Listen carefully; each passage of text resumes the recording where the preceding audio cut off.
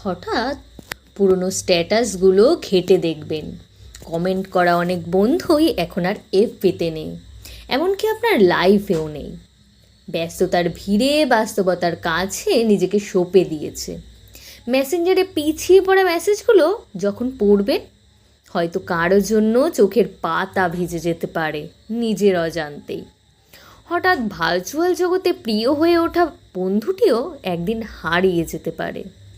একদিন মেসেজ না দিলে রেগে যাওয়া মানুষটিও মাসের পর মাস মেসেজের রিপ্লাই দেওয়ার মতো সময় পাবে না।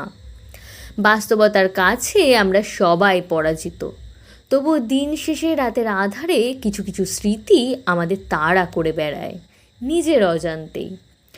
কিছু কষ্ট একান্তই নিজের হয়, তাতে কারোই বা আর কি আসে যায়।